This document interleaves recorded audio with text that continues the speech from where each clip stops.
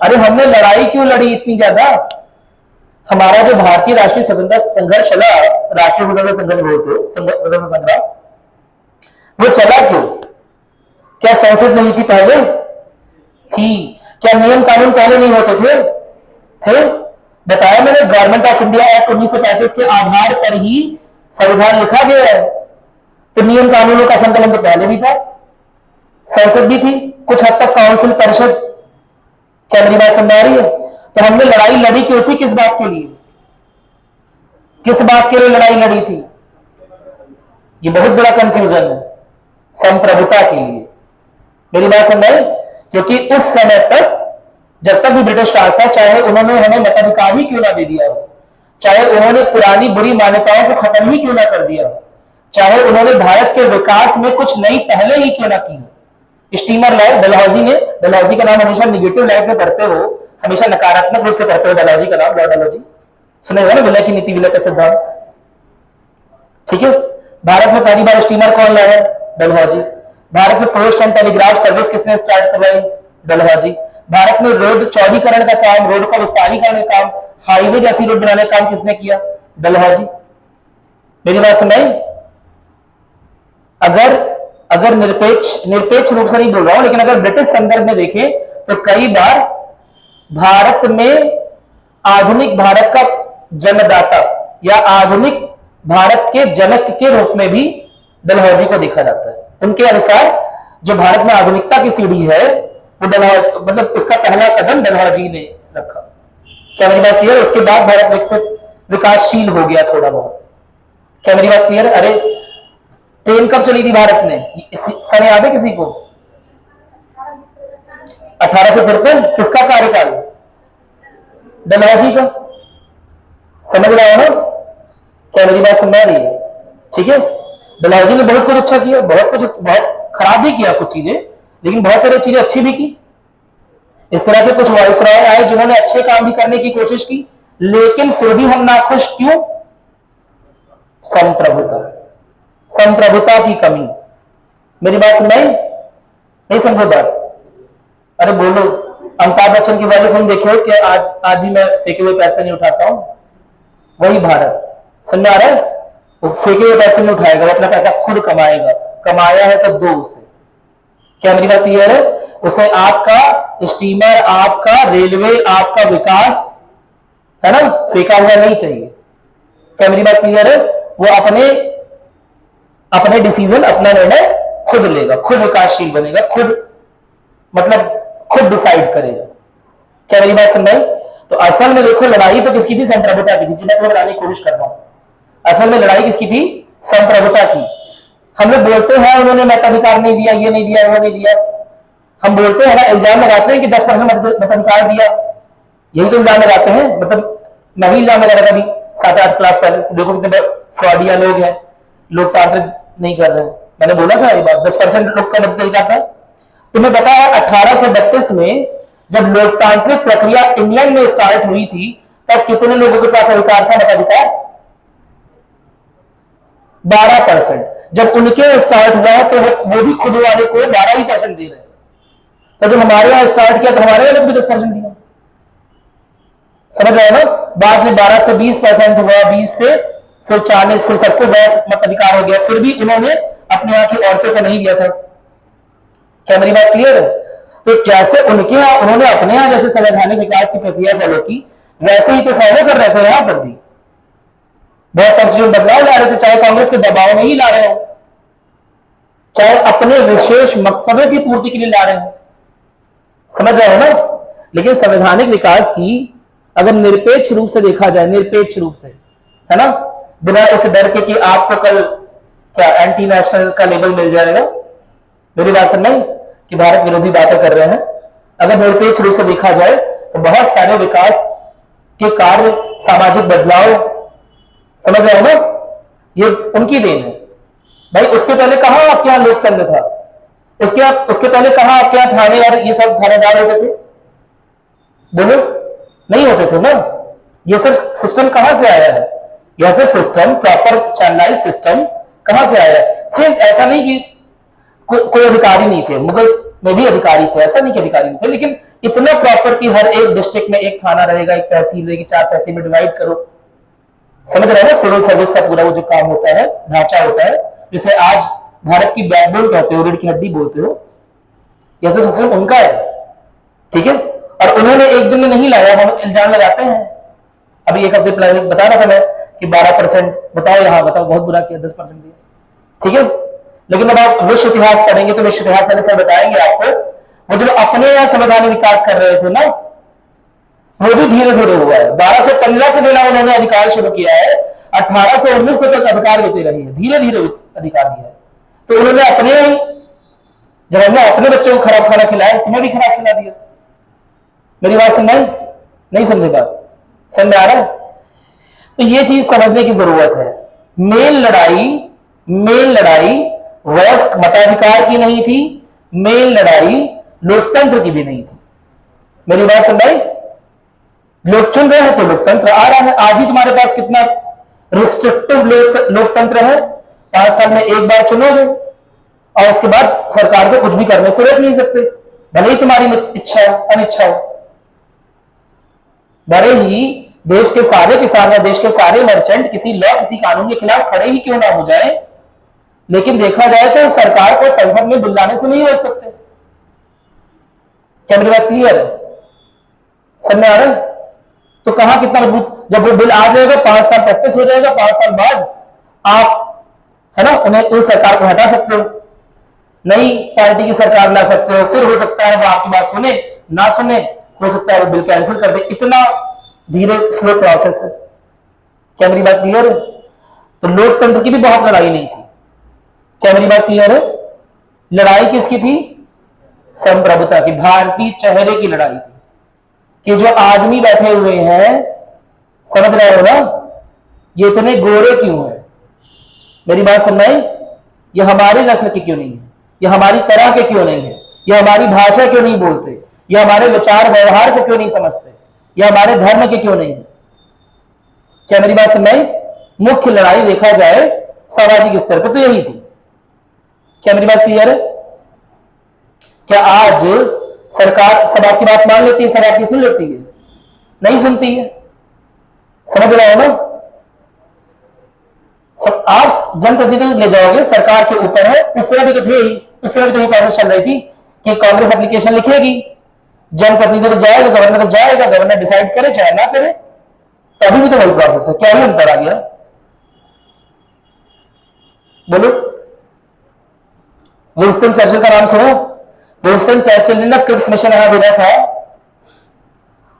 Cripps जब भेजा था तो बोला था, Cripps please go to India, है ना, and tell me that what they desire, यानी कि उनकी इच्छा क्या है। Because I am very confused, I am very confused what actually India wants.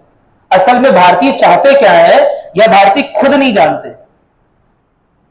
कभी बोल रहा है विधायी परिषद में सीट बढ़ाओ, हमने दे दिया, कांग्रेस चला रहे थे लोग, कांग्रेस का मुख्य उद्देश्य था विधान परिषद में सीट बढ़ाओ, हमने बढ़ा दिया।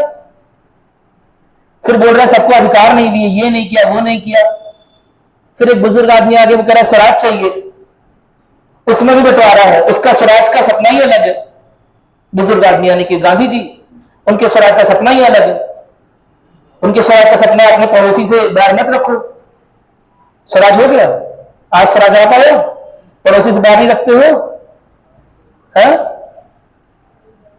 उनके स्वराज का सपना ही, उनके स्वराज की डिफिनेशन ही अलग है, अलग ही, मतलब वो फिलोसफर आधा है, समझ जाओ ना। वो एक तरह से सामाजिक दर्शन के क्षेत्र में काम कर रहे हैं।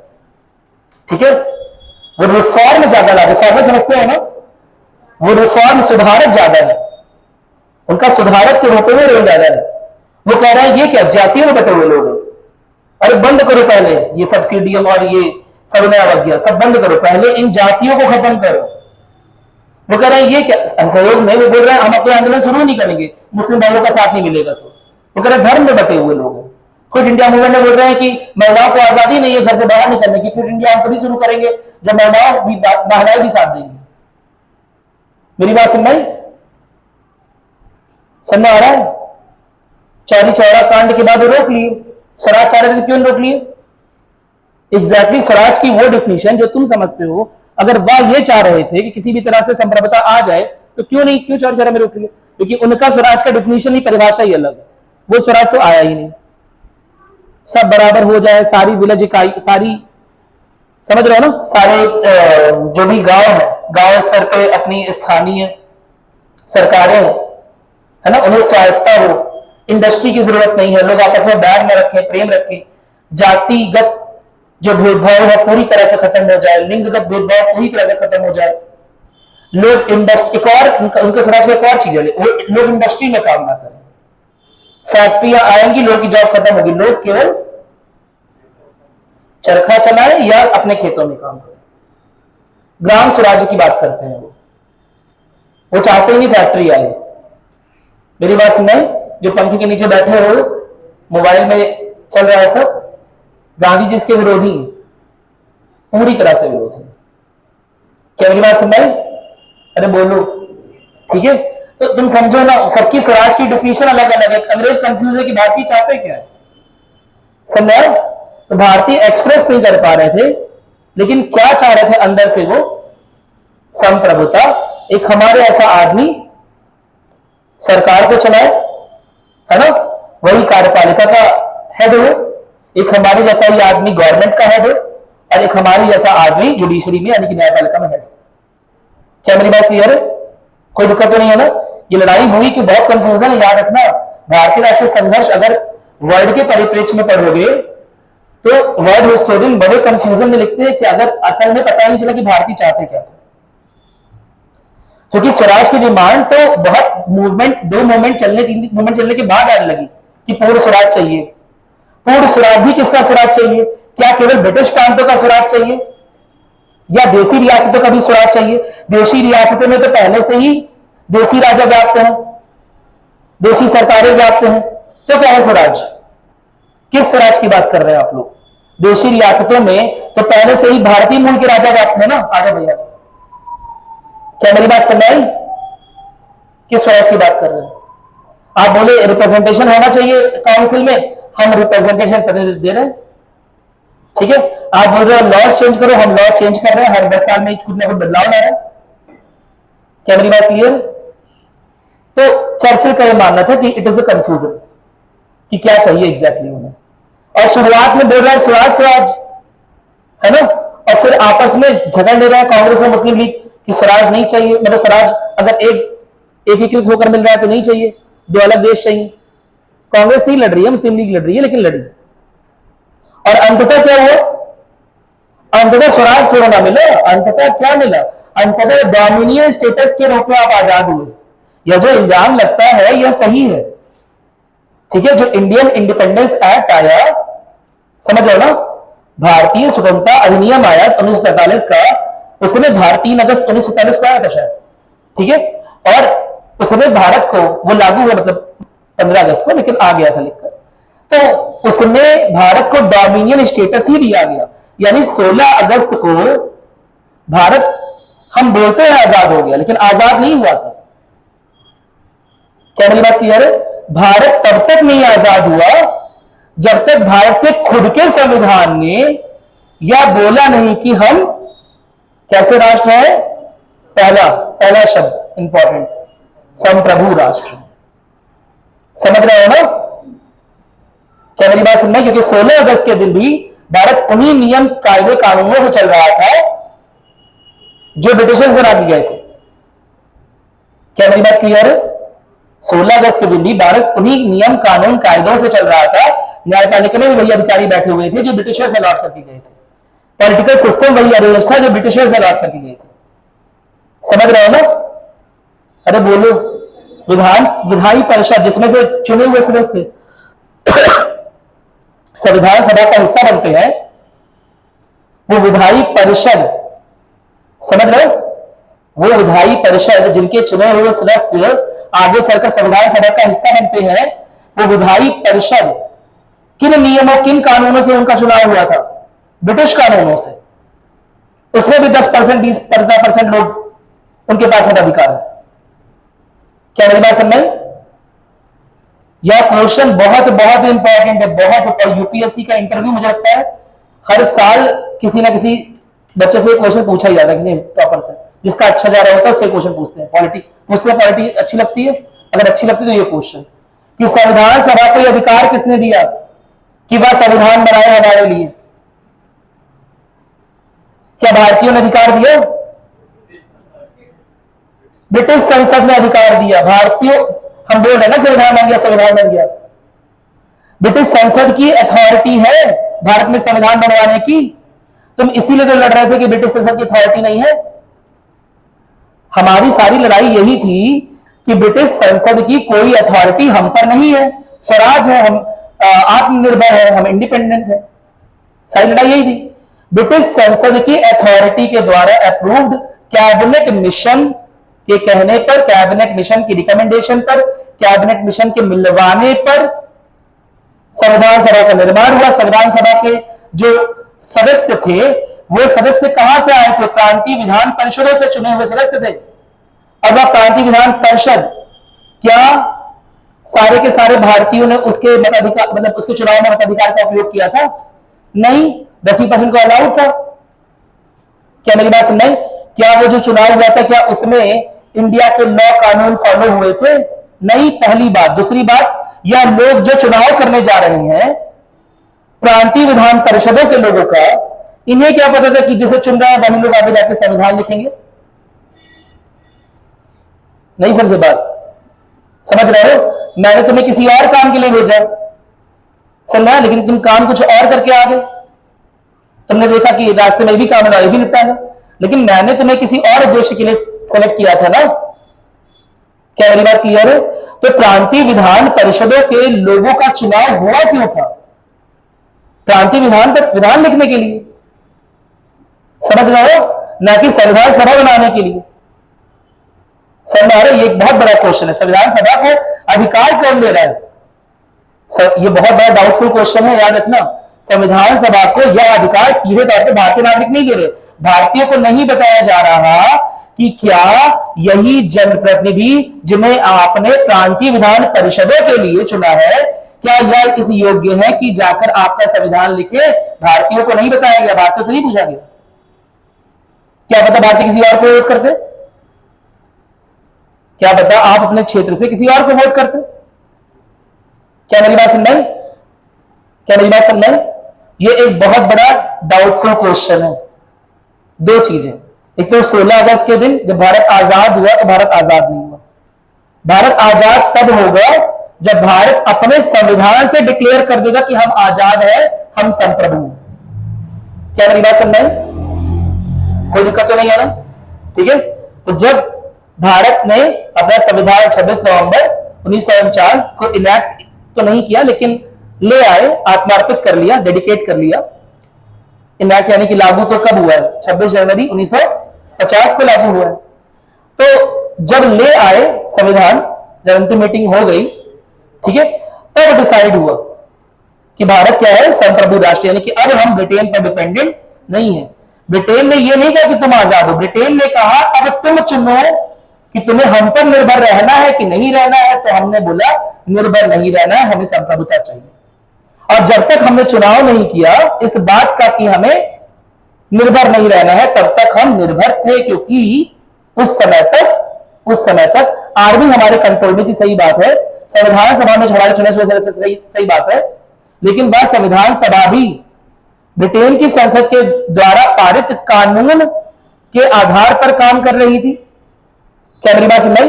और नियम और कानून जो भारत में चल रहे थे वही थे जो ब्रिटेन बना के गया, जब तक हमने कुछ अलग नहीं बनाया। इंडियन इंडिपेंडेंस एक्ट में लिखा हुआ है कि जब तक भारत खुद को संविधान नहीं देगा, अरे भाई संविधान बनने में 1 साल लगा, 2 साल लगा, 10 साल लगा, कितना साल लगा तो नहीं पता उससे। तो उन्होंने कहा कि जब तक भारत का खुद का संविधान ना लिखा जाए, भारत में जो 1935 गवर्नमेंट ऑफ इंडिया एक्ट है, भारतीय सरकार अधिनियम है, उसके अनुसार भारत को चलाया जाए। क्या मेरी बात समझ आ रही है? मेरी बात समझ आई? तो 1935 के गवर्नमेंट ऑफ इंडिया एक्ट के अनुसार चल रहा था। ठीक है, 16 अगस्त, 17 अगस्त, 18 अगस्त। क्या मेरी बात क्लियर है? भारत आजाद नहीं हुआ, भारत को मिला था डोमिनियन स्टेटस। ठीक है, फिर भारत ने जब अपना संविधान लिखा तब क्लियर किया कि हम आजाद हैं क्योंकि हम संप्रभु हैं अब हमें आपकी सहायता की आवश्यकता नहीं। क्या मेरी बात समझ में आ गई? कोई दिक्कत तो नहीं ना? डोमिनियन स्टेटस का मतलब होता है कि निर्भरता, जहां पे मान रहे हैं कि हम आप पर निर्भर। समझ में आया कुछ? ठीक है, बहुत बहुत इंपॉर्टेंट पॉइंट है। जब पोस्ट इंडिपेंडेंस हिस्ट्री पढ़ोगे, स्वाधीनता के बाद का भारत है ना, इतिहास में ये भी है, तुम्हारे GS1 में इंक्लूड हो गया एज सिलेबस, उससे क्वेश्चन भी आता है, पढ़ोगे तो उसमें ये सब चीजें पढ़ोगे कि 16 अगस्त 17 अगस्त के बाद क्या चल रहा है। ठीक है, अभी थोड़ा सा आइडिया देता, उतना काफी है। चलो और बताओ, कहां से बात आ गई थी यार?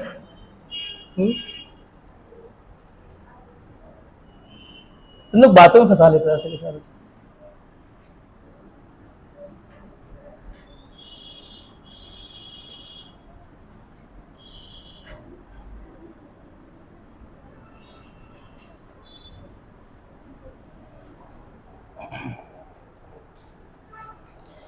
चलो और कुछ पूछना है? कोई डाउट हो तो बताओ। समझ में आ गया संप्रभुता की इंपॉर्टेंस? ठीक है, लड़ाई किसकी थी? संप्रभुता की। समझ में आया?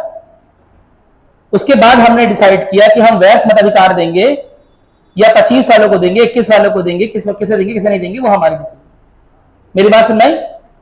कोई दिक्कत तो नहीं ना? उसके बाद हम डिसाइड करेंगे हमारे संसद कैसे चलेगा। उसके पहले संसद जो ब्रिटिश कानून है उसके अनुसार, उसके बाद हम डिसाइड करेंगे हाँ संविधान सभा के पास इतना वो है कि नहीं, इतनी अथॉरिटी है कि नहीं। समझ में आ रहा है? लेकिन ये बात याद रखना, बहुत बहुत जरूरी बात, आपसे पूछा जाएगा ये क्वेश्चन। अगर आप बाई चांस इंटरव्यू में जाते हो, बोलते हो सर पॉलिटी हमारा फेवरेट सब्जेक्ट है, तो ये क्वेश्चन रखा हुआ है एकदम मेज पर सजा हुआ है। ठीक है, समझा? पहला क्वेश्चन यही पूछा जाएगा कि पॉलिटी में अगर आप बताते हैं कि मेरा अच्छा है या MA के है या मास्टर्स किया हुआ है, ऐसा नहीं कि इस पे आपको जज करेंगे, बस देखते हैं, हल्का फुल्का चेक कर रहे होते हैं, तो आपसे पूछा जाएगा कि संविधान सभा को या है ना, यह अधिकार किसने दिया? क्या भारतीयों ने अधिकार दिया? नहीं। समझ रहा मेरी बात? संविधान सभा को भारतीयों ने अधिकार नहीं दिया। ये अधिकार तो ब्रिटेन की संसद दिख रही है, दी है संविधान को, सभा को। तो फिर उस संविधान को आप क्यों मान रहे हो जो कि ब्रिटेन की संसद? आपकी लड़ाई ही यही थी। आपकी लड़ाई यही थी कि आप ब्रिटेन की संसद के चीजों को नहीं मानोगे, आप आत्मनिर्भर चाह रहे हो, बनाना चाह रहे हो खुद को, इंडिपेंडेंस चाह रहे हो, फ्रीडम चाह रहे हो, स्वतंत्रता चाह रहे हो। लेकिन ब्रिटेन की संसद द्वारा गठित जो कैबिनेट मिशन है वो यहां पर, समझ रहे हो ना, उनके द्वारा गठित या उनके द्वारा भेजा गया जो कैबिनेट मिशन है वो यहां पर संविधान सभा बनवा रहा है और बता रहा है कैसे कैसे रचना करनी है, क्या करना है क्या नहीं करना है, या किस आधार पर होगा। समझा? भारत में फ्रेंच रिवॉल्यूशन की तरह, फ्रांस की क्रांति की तरह लोगों ने संविधान सीधे नहीं लिख दिया भाई, और ना ही लोगों को पता है कि जनप्रतिनिधि जो संविधान लिखने जा रहे हैं या जिन्हें हम चुनाव कर रहे हैं वो सच में संविधान लिखेंगे आगे। वो तो चुनाव हमने किसी और चीज के लिए किया था। लेट सपोज, बहुत सिंपल सी बात कर रहा हूं, सपोज कर लो 1 मिनट के लिए, सपोज कर लो संविधान बदलने वाला, 1 मिनट के लिए सपोज कर लो, है ना, और बदलने वाले हैं। अब किसे बुलाया गया? तुम्हारे सांसद महोदय को, अलग अलग जगह के। लेकिन तुमने अपने सांसद को इसलिए नहीं चुना था ना, तुमने तो पार्लियामेंट के लिए चुना था, केवल संसद के लिए चुना था। तुमने उन्हें संविधान सभा के सदस्य के रूप में नहीं चुना है। क्या मेरी बात सुन पाई? तो संविधान सभा के सदस्यों के पास अथॉरिटी देने वाले, उन्हें अथॉरिटी देने वाले, संविधान को लिखने की अथॉरिटी देने वाले होने चाहिए थे भारत के लोग। समझा रहे? जो मौका वारदात से गायब है, समझा? वो है ही नहीं, वो तो प्रांतीय विधान परिषद के लिए वोट देके बैठे हुए थे। क्या मेरी बात क्लियर है? या तो आनंद फानंद में हुआ कि हाँ ब्रिटिशर्स जो है वो जून 1948 में जाने वाले थे, फिर यहां पर सांप्रदायिक हिंसा बढ़ गई, उन्हें लगा कि उनके ऊपर इल्जाम आ जाएगा और इसी वजह से वो पहले चले गए। मेरी बात सुन रही?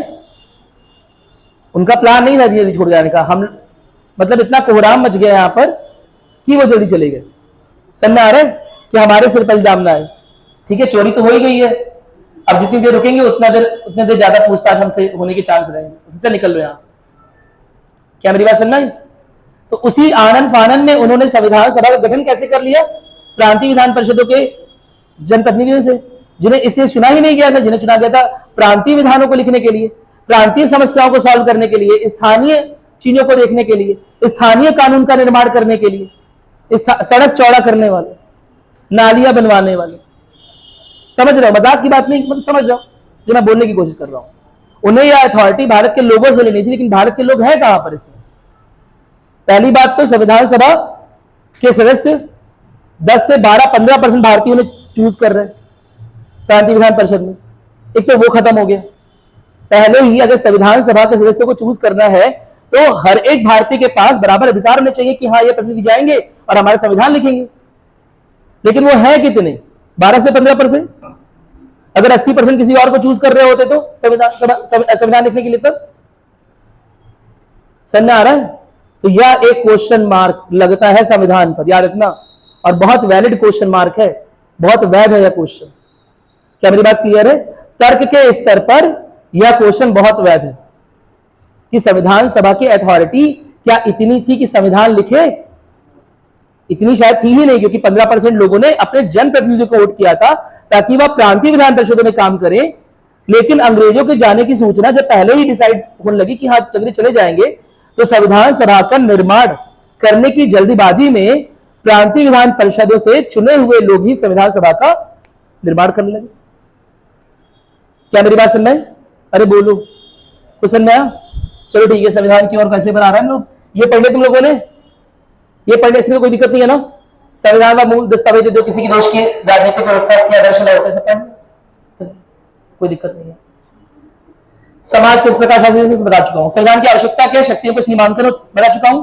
नागरिक अधिकारों की सुरक्षा, मौलिक अधिकार सुरक्षित, इसके अलावा राजनीतिक प्रक्रिया का मार्गदर्शन, इसमें डीपीएसपी भी आता है ना? राज्य के नीति निर्देशक तत्व आ जाते हैं, और विविधता है एकता लाना, कि जो अलग अलग लोग हैं, है ना, वो सब एक समान फील करे, एक समान रहे। संविधान बनता कैसे है? अब भारत में संविधान बनता कैसे है तो छोड़ो, संविधान भारत में कैसे बना, बहुत सिंपल सी बात है। तो संविधान सभा गठन 1946 में किया गया था, किसकी रिकमेंडेशन पे? बता चुका है, कैबिनेट मिशन। ठीक है। संविधान सभा के अध्यक्ष डॉक्टर राजेंद्र प्रसाद के पहले डॉक्टर सच्चिदानंद सिन्हा। ठीक है, ठीक है। फिर एक प्रारूप समिति बनाई गई अगस्त 1947 में या 1948 में, याद नहीं है मुझे, लेकिन काफी लेट में बनाई गई, 7-8 महीने बाद ही बनाई गई, शायद 1947 में बनाई गई। और उसमें यह डिसाइड किया गया कि यह जो उद्देश्य जवाहरलाल नेहरू ने उद्देश्य प्रस्ताविका पे रखे हैं, है ना, और जो पुराने नियम कानून जो हमें ठीक लगते हैं कि इस हिसाब से भारत चलना चाहिए, ठीक है, तो उन्हें सही करने के लिए, उनमें अगर कोई सुधार की आवश्यकता है या कुछ नए प्रावधान ला रहे हैं, तो उसके लिए एक प्रारूप समिति बना ली जाए कि क्या आकार, क्या स्वरूप रहेगा हमारे संविधान का। क्या मेरी बात क्लियर है? स्वरूप मतलब कितने भाग रहेंगे, किससे कितना महत्व देना है, समझ में आ रहा है? ओवरऑल संविधान का ढांचा कैसा रहेगा, उसके लिए प्रारूप समिति का निर्माण किया गया। और उसके अध्यक्ष बताइए तुम लोग को, डॉक्टर बी.आर. अम्बेडकर। प्रारूप समिति के सदस्य कितने थे? 7 सदस्य। इन्हें मिलाकर, इन्हें हटाकर, इन्हें मिलाकर, ठीक है। या इतना प्रारूप समिति सदस्य कितने हैं? 7 सदस्य। कहीं नोट करते चल रहे हैं सब? याद रखना है सबको। प्रक्रिया में बहस होगी, हर एक चीज पर, हर एक पॉइंट पर बहस होगी, बहुत सारे विचार विमर्श होगा, संशोधन की प्रक्रिया होगी, कुछ समितियां होंगी, इनकी एक लिस्ट बनाकर दूंगा आपको, आज पीडीएफ करूंगा इसे, है ना, कि बहुत सारी समितियां होंगी। मौलिक अधिकार समिति होगी, झंडा समिति होगी, राज्य के अधिकार की समिति होगी, इस तरह की बहुत सारी समितियां होंगी, उनके अलग अलग चेयरपर्सन होंगे, उनके अलग अलग अध्यक्ष होंगे, ठीक है। तो विभिन्न समितियां गठित हो ताकि काम बांट दिया जाए। काम बांटने का मेन कारण क्या होता है? काम बांटने का काम पर बयान क्यों करते हैं, क्या कारण होता है? ताकि जवाबदेही सेट हो। मेरी बात समझ में? ये बात याद रखना है कि ऐसा नहीं सब, जब बता रखा हूं पहले भी, जब सबका काम, है ना, जब कोई एक काम सबका काम होता है तो वही काम समय तक पूरा नहीं होता है। क्या मेरी बात क्लियर है? तो ऐसा नहीं कि झंडा समिति में राजेंद्र प्रसाद को अलग से रंगों से कुछ लगाओ है या कुछ ऐसा है, ठीक है। झंडा समिति का उन्हें अध्यक्ष बनाया गया क्योंकि काम का बंटवारा हो रहा था। क्या मेरी बात क्लियर है? ठीक है। नागरिकों की आकांक्षा और ऐतिहासिक अनुभव को ध्यान में रखते हुए संविधान बना, यह बहुत जरूरी है।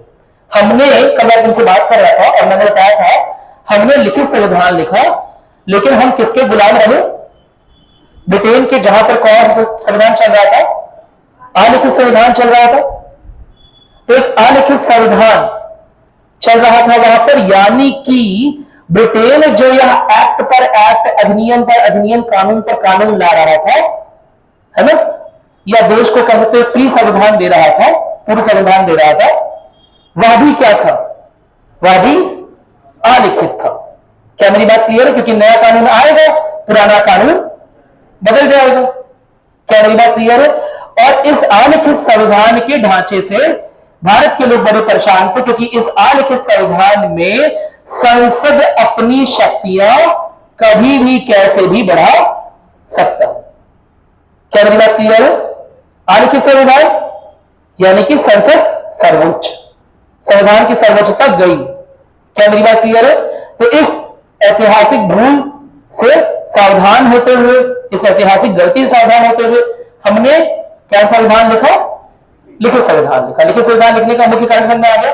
लिखित संविधान लिखने का मुख्य कारण यही था कि हम पहले से ही, समझ आओ ना, दूध का जला चाच, दूध का जला क्या बोलते हैं, हाँ, आइसक्रीम फूक फूक के खाते हैं, तो वही हम जो थे, हम पहले से ही दूध के जले हुए थे। जले हुए क्यों थे? क्योंकि हर बार अपने फेवर में, अपने लिहाज से, समझ रहे हो ना, वो लोग, अंग्रेज लोग अपने लिहाज से, ब्रिटिशर्स अपने लिहाज से कानून पे कानून ला रहे थे। ठीक है? तो उससे कानूनों की कोई वैल्यू थी नहीं, और ब्रिटिशर्स की वैल्यू या उनकी परिषदों की वैल्यू ज्यादा थी। क्या मेरी बात क्लियर है? जितने आराम से ब्रिटिशर्स कानून को बदल दे रहे थे, अपने फेरबदल कर दे रहे थे, उसकी वजह से भारतीय समाज का शोषण हो रहा था। कभी रॉलेट एक्ट ले आए, समझ रहे हो ना, कभी डिसाइड कर लिया कि कोई कमीशन आएगा जो आप पर डिसीजन लेगा, साइमन कमीशन, बड़े आराम से हर चीज चेंज कर ले रहे थे। कभी द्वैध शासन प्रांतीय स्तर, कभी केंद्र स्तर, समझ रहे हो ना, बड़े आराम से चीजों में बदलाव कर रहे थे। तो यह बदलाव संसद की सर्वोच्चता के लिए तो अच्छे, लेकिन एक ऐसी संसद जो कि संविधान को कभी भी बदल सकती है, समझ रहे हो ना, एक ऐसी सरकार जो कि संविधान को कभी भी बदल सकती है, वह हर बार नियमों और कानूनों को इस तरह से बदलाव करेगी या इस तरह से चेंज लाएगी कि उसके फेवर में, उसका फायदा हो। क्या मेरी बात क्लियर है? और इससे बचने के लिए हमने क्या किया था? लिखित संविधान की रचना। क्या मेरी बात क्लियर है? कोई दिक्कत तो नहीं है ना? लिखित संविधान में ऐसा नहीं कि बदलाव हो नहीं सकता है, बदलाव हो सकता है, लेकिन बदलाव करने के लिए संविधान संशोधन अधिनियम लाने पड़ेंगे, जो कि थोड़े कठिन है देखा जाए तो। क्या मेरी बात क्लियर है? कोई दिक्कत तो नहीं है ना? चलो ठीक है, एक काम करते हैं, लिखित अलिखित संविधान के बारे में कुछ चीजें लिख लेते हैं, क्योंकि कल मुझे याद है मैंने कुछ लिखवाया नहीं था। लिख लो, एक और लिखो, एक और लिखो अलिखित संविधान। कुछ लिखा? कितना लिखा है? 3-4 लाइन, 4 पॉइंट लिखा है। कहां तक लास्ट पॉइंट क्या था? संघीय ढांचे की सरकार। हाँ, यही बात, ये समझ गए संघीय ढांचे की सरकार क्यों एक अलिखित संविधान केंद्रीकृत सरकार को बढ़ावा देता है? क्यों देता है? क्योंकि संसद सर्वोच्च है, वह धीरे धीरे राज्य के अधिकारों का हरण कर लेगी। बहुत सिंपल सी बात। क्या मेरी बात क्लियर है? यानी स्थानीय सरकार, राज्य सरकार केवल और केवल संसद की कार्यपालिका के रूप में कार्य करेगी, न कि विधान संबंधी कार्य करेगी। क्या मेरी बात क्लियर हो गई? जिसकी वजह से एक अलिखित संविधान सामान्य रूप से कैसा होता है? केंद्रीकृत। लेकिन एक संघीय ढांचे में विकेंद्रीकृत, समझ रहे हो? एक अलिखित संविधान एक ऐसी सरकार की स्थापना कर सकता है जिसका संघीय विकेंद्रीकरण अच्छा हो, जिसमें राज्य के पास जो अधिकार दिए हों, राज्य के जो क्षेत्र हो, इसमें किसी भी तरह का बदलाव आसानी से, बिना राज्य की सहमति से केंद्र ना कर सके। क्या मेरी बात क्लियर है? पूरे विश्व में कहीं भी पूरी तरह से केंद्र की सरकार नहीं हो, कहीं भी पूरी तरह से फेडरल गवर्नमेंट नहीं है, इनका कोई 100% नहीं होता है इन सब चीजों। क्या मेरी बात क्लियर है? कोई देश 100% रिपब्लिक नहीं होता है, कोई देश 100% डेमोक्रेटिक नहीं होता है, ना ही कोई देश 100% मोनार्कियल, समझते हैं ना, राजशाही, राजतंत्र का नहीं होता है। क्या मेरी बात क्लियर? 100% ऐसा कुछ नहीं होता है। क्या मेरी बात क्लियर है? ठीक उसी तरह से किसी देश में ऐसा हो सकता है कि केंद्रीकृत सरकार ज्यादा, केंद्रीकृत जो शक्तियां हैं वो ज्यादा हो, केंद्र की शक्तियां ज्यादा हो, किसी किसी संविधान में ऐसा भी हो सकता है कि राज्य की शक्तियां ज्यादा हैं, किसी संविधान में ऐसा हो सकता है कि दोनों की शक्तियां तुलनात्मक रूप से बराबर। कोई दिक्कत तो नहीं है ना? क्या मेरी बात समझ आ गई? इतना समझ आया? अब खुद सोच के बताओ, बहुत सिंपल सी बात, कि ये समझ में आगे चौथा पॉइंट की क्यों लिखवाया है। जो अलिखित संविधान होगा, क्योंकि उसमें संसद की सर्वोच्चता है, इसलिए केंद्र सरकार उसमें कभी भी राज्य की शक्तियों का हरण कर सकती है, और इसीलिए देखने में अमूमन मिलता है कि जो अलिखित संविधान होता है उसमें संसद की यानी कि केंद्रीय विधायिका की ही सर्वोच्चता होती है। क्या मेरी बात क्लियर हो गई? एक और पॉइंट होगा इसके नीचे। अब बताओ सोचकर, लिखित अलिखित प्रस्तावना किसमें रहेगा? लिखित। लिख चुके हो कि नहीं लिखे हो? लिखे हो, ठीक है। एक डेट को संविधान किसमें जारी होगा, लिखित में या अलिखित में? लिखित में। ये सब पता है? ठीक है, चलो एक पॉइंट और लिख लो भाई। लिखो, लिखित संविधान, लिखित संविधान कठोर, कठोर कौमा लचीला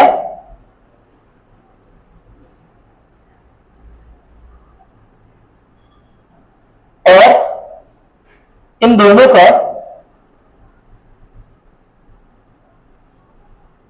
का मिश्रण भी हो सकता है। इन दोनों का मिश्रण भी हो सकता है। इन दोनों का मिश्रण भी हो सकता है। जबकि अलिखित में लिख लो, अलिखित संविधान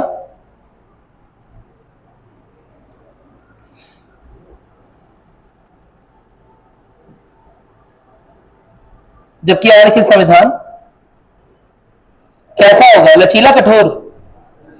लचीला लिख लो। जबकि अलिखित संविधान काफी लचीला होता है,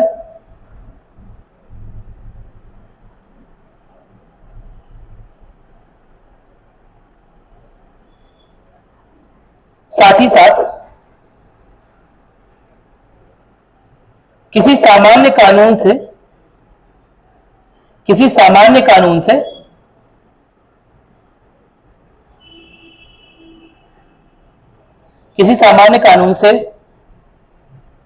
संविधान में संशोधन या पूर्ण बदलाव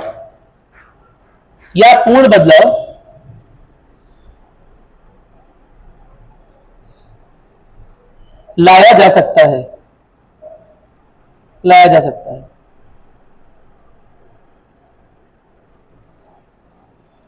ज्यादा लोकतांत्रिक कौन सा होगा? अलिखित। चलो ठीक है। अच्छा और बताओ सोचकर, न्यायपालिका की शक्तियां सुरक्षित किसमें होंगी? लिखित में। सुरक्षित बोले समझ जा रहे हो लिखित वाला?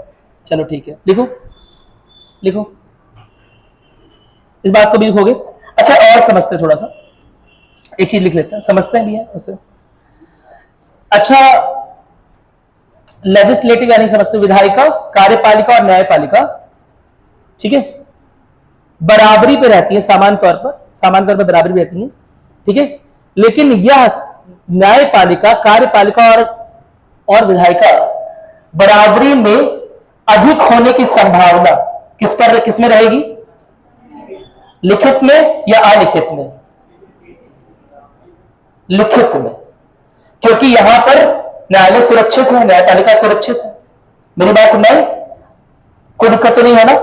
यानी कि एक अलिखित संविधान में न्यायपालिका विधायिका से कमजोर होगी या बराबर होगी? कमजोर होगी।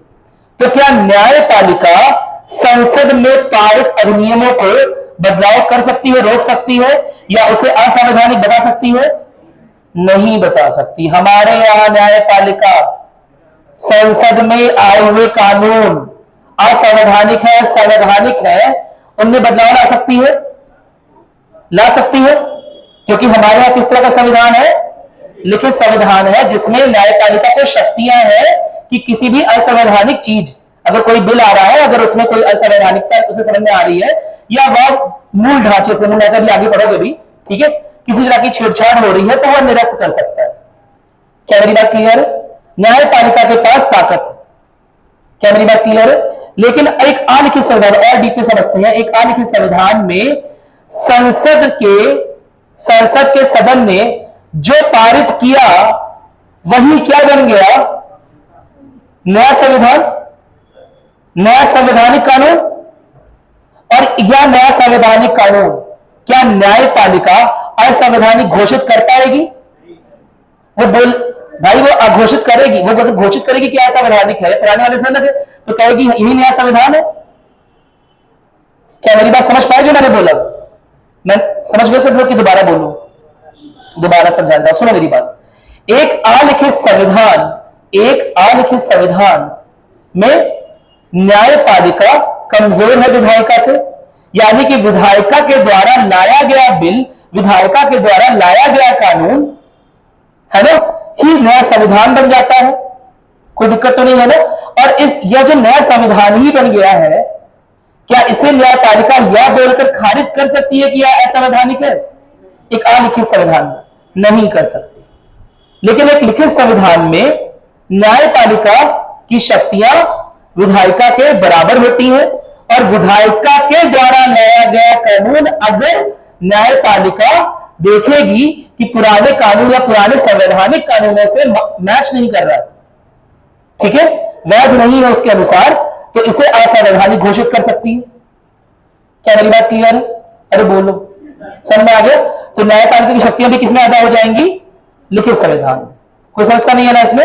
चलो ठीक है, लिखते हैं। अच्छा, इसी को बोलते हैं न्यायिक समीक्षा।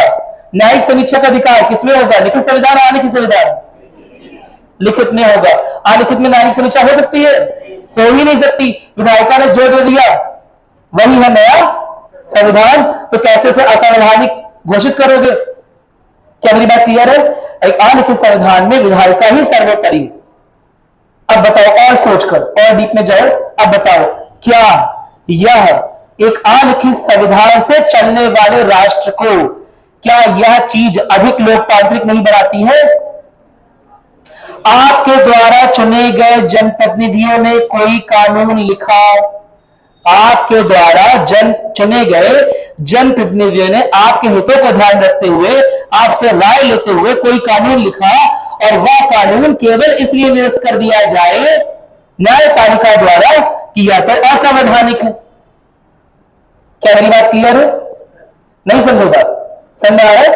तो कहीं ना कहीं अधिक लोकतंत्र की ओर जाता है अलिखित संविधान। यह बात सही है, लेकिन पुराने मूल्य, पुराने लक्ष्य, पुराने उद्देश्य क्या होते रहेंगे? पुराने पेजेस गायब होते रहेंगे, बदलते रहेंगे। पुराने लक्ष्य गायब हो जाएंगे, पुराना उद्देश्य गायब हो जाएगा। नहीं समझे बात? क्या मेरी बात क्लियर है? अब और सोच के बताओ, एक बदलते हुए समाज के लिए ज्यादा अच्छा क्या है? अलिखित संविधान?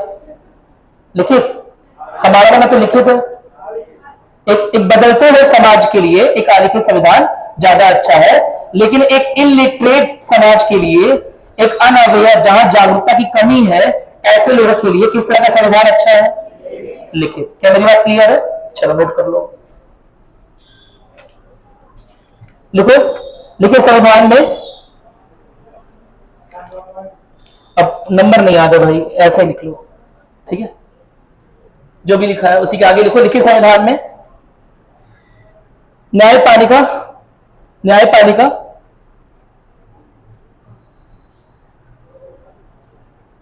न्यायपालिका के पास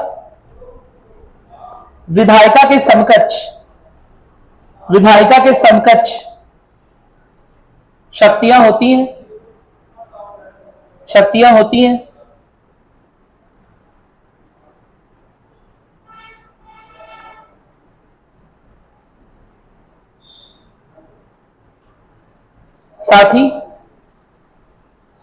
साथ ही न्यायपालिका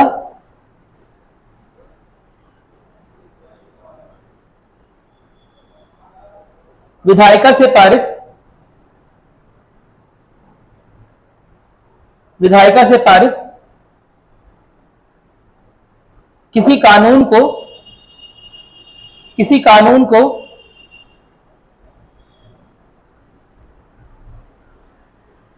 किसी कानून को असंवैधानिक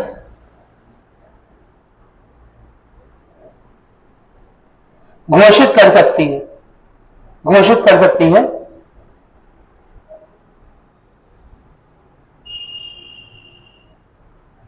अगर वह संवैधानिक प्रावधानों के खिलाफ हो, कॉमा अगर वह संवैधानिक प्रावधानों के खिलाफ हो, यानी कि अगर कोई ऐसा नियम कानून आया है जो पूर्व लिखित संवैधानिक प्रावधानों के खिलाफ है, उसके सिद्धांतों पर सटीक नहीं बैठता है, तो ऐसे में न्यायपालिका नए कानून को क्रॉस कर सकती है। क्या मेरी बात क्लियर है? कोई दिक्कत तो नहीं है ना? अगर वह पूर्व लिखित प्रावधानों या संवैधानिक प्रावधानों के खिलाफ हो। ठीक है,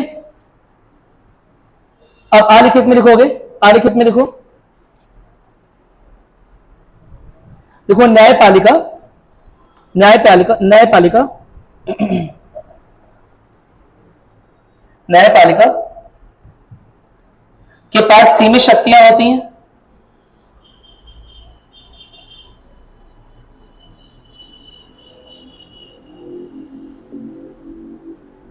और चूंकि संसद के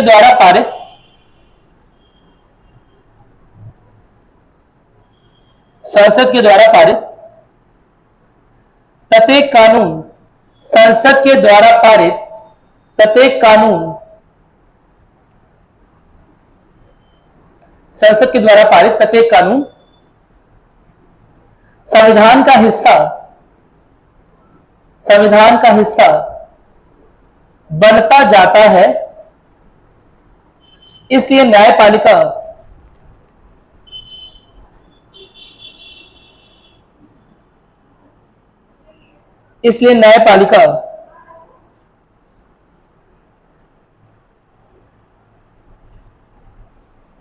न्यायपालिका उसे अवैध घोषित नहीं कर सकती या उसे असंवैधानिक घोषित नहीं कर सकती।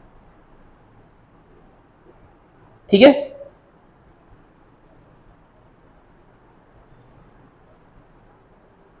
और थोड़ा दिमाग लगा लेते हैं जब यहां तक आ ही गए, है ना? समय तो है नहीं, लेकिन क्या पता है क्या बोले। जांच एवं संतुलन की शक्ति किसमें ज्यादा होगी? दिमाग लगा के खुद बोलो। लिखित में क्या अलिखित में?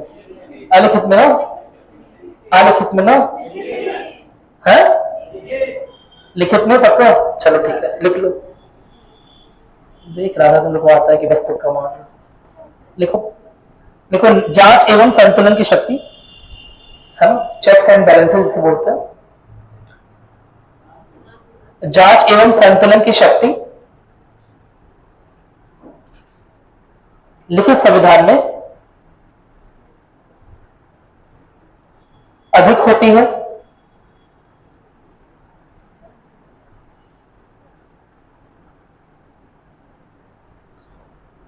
और सरकार पर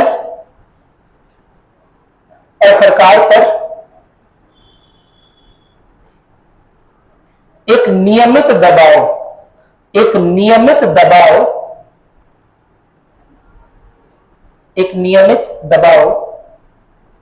बना रहता है, एक नियमित दबाव बना रहता है।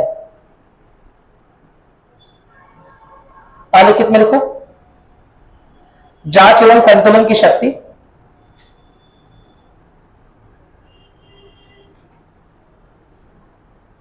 ना के बराबर होती है,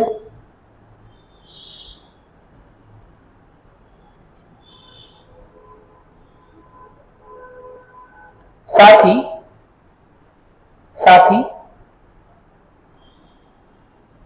सरकार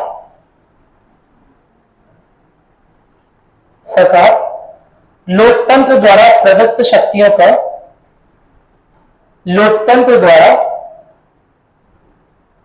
शक्तियों का आसानी से गलत उपयोग कर सकती है, आसानी से गलत उपयोग कर सकती है।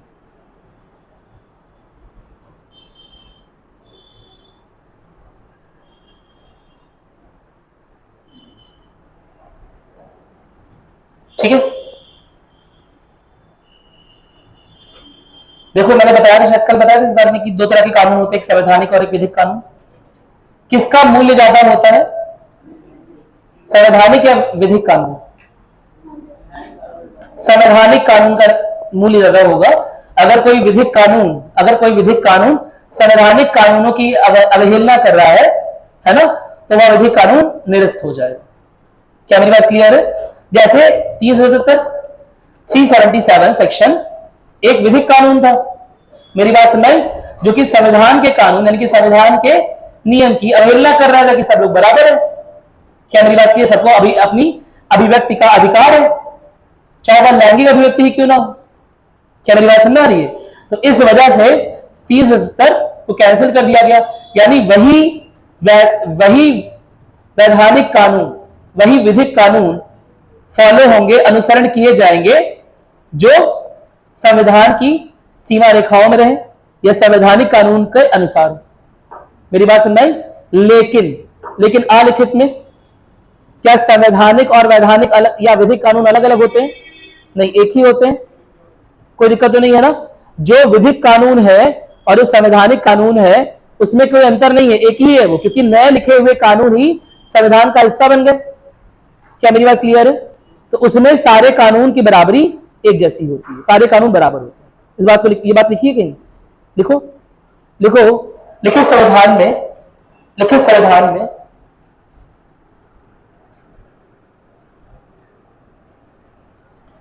संवैधानिक कानून, लिखित संविधान में संवैधानिक कानूनों का महत्व अधिक होता है। लिखित संविधान में संवैधानिक कानूनों का महत्व अधिक होता है और विधिक कानून तभी तक मान्य होंगे, विधिक कानून तभी तक मान्य होंगे जब तक वो अवहेलना ना करें, जब तक वो संवैधानिक कानूनों की अवहेलना ना करें।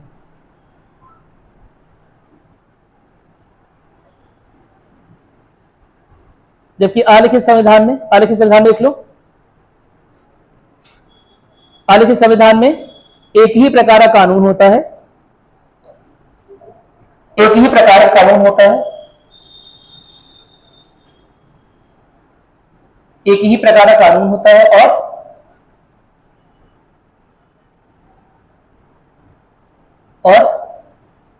संसद द्वारा रचित सारे कानूनों का महत्व एक समान होता है। संसद द्वारा रचित सारे कानूनों का महत्व एक समान होता है।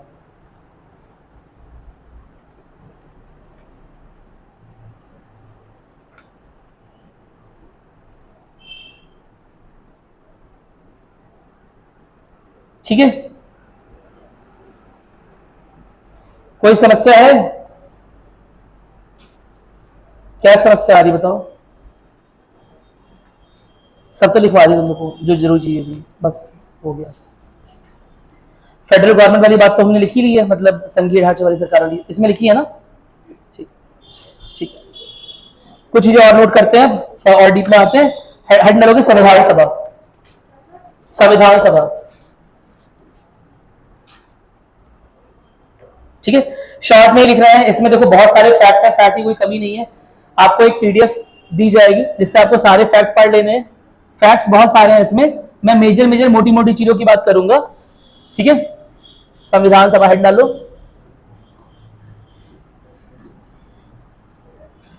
सबसे पहला गूढ़ प्रश्न तो मैंने आपको समझा ही दिया है, कुछ लिखवाया भले ही नहीं उस बारे में, लेकिन एक गूढ़ प्रश्न समझा दिया है कि यह प्रश्न अक्सर उठता है कि संविधान सभा को या अथॉरिटी संविधान लिखने की अनुमति किसने दी? भारत के लोगों ने अगर दी तो 15% लोग थे, 10-15% लोग थे। पहली बात। दूसरी बात, वह प्रांतीय विधान परिषदों के लिए संविधान सभा के जनप्रतिनिधियों का चुनाव किया था उन्होंने, जिन्हें हमने संविधान सभा के प्रतिनिधियों के रूप में चुना।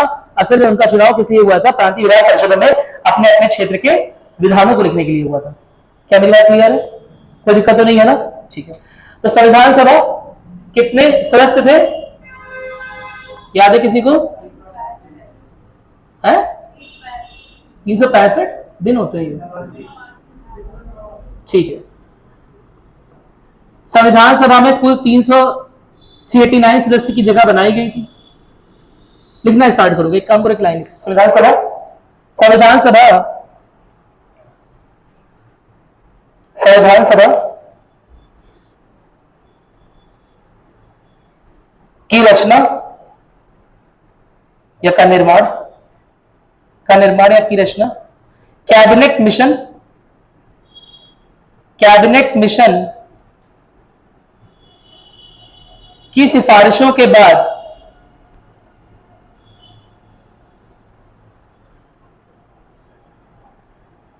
कैबिनेट मिशन की सिफारिशों के बाद नवंबर 1946, नवंबर 1946 में किया गया था।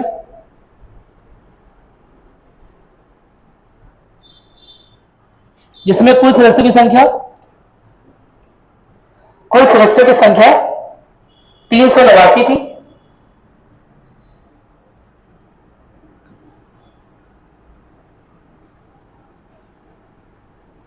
इसमें 2 तरह के सदस्य थे, ठीक है, 93 और 200 कितना हो जाएगा, 96, 296। 93 सदस्य कहां से लिए गए थे? वेरी गुड, यह देसी रियासतों के द्वारा नामित सदस्य होते थे। देसी रियासतों के राजा या तो खुद या अपने द्वारा नामित सदस्य को इस संविधान सभा का भाग बनवा सकते थे, ठीक है। और 296 सदस्य, वेरी गुड,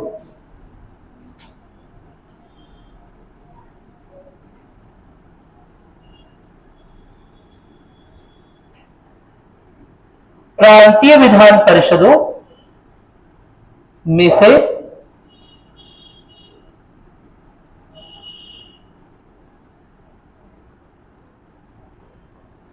चुने गए या निर्वाचित सदस्य।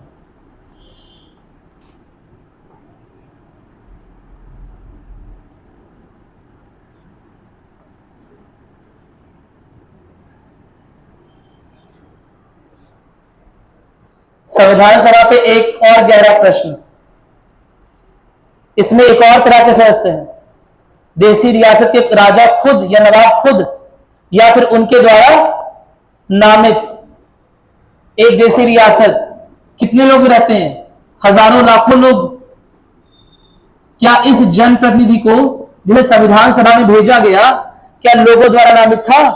क्या लोगों द्वारा निर्वाचित या चयनित था? नहीं। समझ में आ रहा है मेरी बात? समझ में? अगेन संविधान सभा की अथॉरिटी और कम। समझ रहे हो ना? नहीं समझे बात?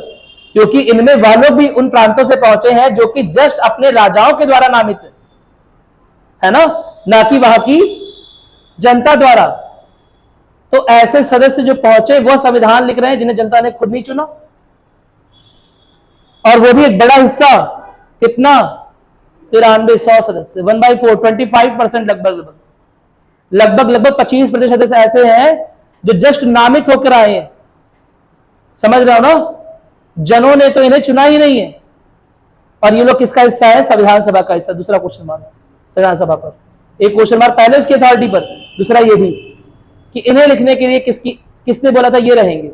हमने तो चुना नहीं। समझ में आ रहा ना? जो कहते हैं ना हम भारत के लोग, तो ये क्वेश्चन मार्क था, भारत के लोग कहां थे संविधान सभा में? ये तो देसी रियासतों के द्वारा नामित सदस्य हैं, तो जनों के द्वारा चयनित थोड़ा ना है, जनों के द्वारा निर्वाचित थोड़ा ना है। क्या मेरी बात समझ में? 93, ये वाले 93 और ये वाले 296 के ऊपर क्या क्वेश्चन मार्क लगता है कि इन्हें चुना किस लिए गया था? चुना किस लिए गया था? प्रांतीय विधान परिषदों के लिए, संविधान सभा के लिए नहीं। मेरी बात समझ में? क्लियर हो गया? चलो, तो समझ आगे। भारत में समय 2 तरह के क्षेत्र होते थे, एक ब्रिटिश प्रांत और एक भारतीय राज्य, है ना? ब्रिटिश क्षेत्र या भारतीय प्रांत बोल सकते हो, ठीक है। तो उनमें अलग अलग तरह के सदस्य है, कोई दिक्कत तो नहीं है ना। जब 389 सदस्य में से कुछ ने फैसला किया कि वो कहां चले जाएंगे, कहां चले जाएंगे, पाकिस्तान चले जाएंगे, पाकिस्तान की अलग संविधान सभा का निर्माण होगा। हालांकि कैबिनेट मिशन ने एक ही संविधान सभा के लिए बोला था, लेकिन एक और संविधान सभा बन गई, किसकी, पाकिस्तान की। तो ये पाकिस्तान की संविधान सभा चले जाएंगे और अपने पास, जब ये पाकिस्तान की संविधान सभा चले जाएंगे तो अपने पास कितने सदस्य बचेंगे, 389 में से 90 चले गए, कितने बचे, 299। तो कुल इतने ही संविधान सभा के सदस्य थे। बहुत सिंपल सी बात। और जब संविधान की रचना हो गई, जब संविधान साइन होने को आया 24 जनवरी 1950 को, क्या मेरी बात समझ आ रही है, कभी इस 299 में से सभी सदस्य उपस्थित नहीं थे। चाहे कितनी भी इंपॉर्टेंट चीज है, कितनी भी इंपॉर्टेंट क्लास रहे, बच्चे एब्सेंट हो ही जाते हैं 2-4 दिन। मेरी बात सुनाई। सोचो संविधान सभा, संविधान के ऊपर साइन होने वाला है, उस संविधान से भारत पता नहीं 500, 1000, 2000 वर्षों तक शासित होगा, उस पर इनके नाम लिखे जाने का सुनहरा मौका था, है ना। लेकिन क्या बताएं, सब लोग एब्सेंट, सब लोग प्रेजेंट हो ही नहीं पाते। मात्र 284 लोग प्रेजेंट थे। तो एक क्वेश्चन पूछा जाता है कि संविधान पे कितने लोग के हस्ताक्षर है, 284 लोग। संविधान सभा में कितने लोग थे, 299, लेकिन लोग के हस्ताक्षर कितने के हैं, 284। क्या मेरी बात क्लियर? इसके अलावा एक चीज और लिख लोगे, लिखो लिखो लिखो, उद्देश्य का प्रस्ताव लाने के बाद, उद्देश्य का प्रस्ताव, ये तो लिखवा चुका है उद्देश्य का प्रस्ताव के बारे में कुछ चीजें 13 दिसंबर 1946 वाली लिखवाया तो हूं। उस दिन पूरा डायग्राम बनाया था कि 13 दिसंबर 1946 में पहला सत्र स्टार्ट हुआ, 9 दिसंबर फर्स्ट मीटिंग, 10 दिसंबर, लिखवा चुका हूं ना। अरे कुछ अरे रिवाइज क्यों नहीं करते तुम लोग घर पे आके, यहां कॉपी देख रहे हो, कुछ रिवाइज कर लो भाई। लिखो लिखो लिखो लिखो लिखो। उद्देश्य का प्रस्ताव के लाए जाने के बाद, उद्देश्य का प्रस्ताव के लाए जाने के बाद 7 सदस्यीय प्रारूप समिति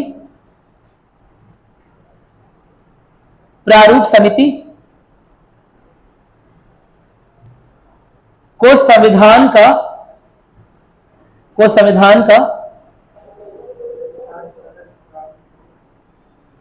7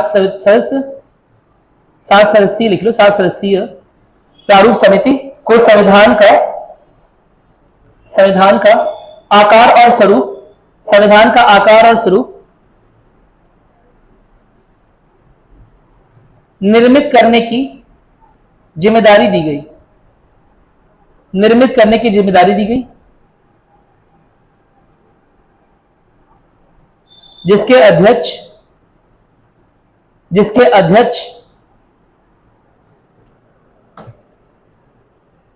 अध्यक्ष डॉक्टर भीमराव अंबेडकर थे।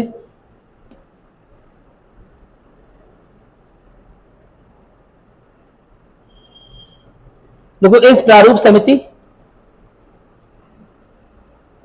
समिति को 29 अगस्त 1947 1947 को बनाया गया, 29 अगस्त 1947 को बनाया गया। और संविधान का पहला प्रारूप,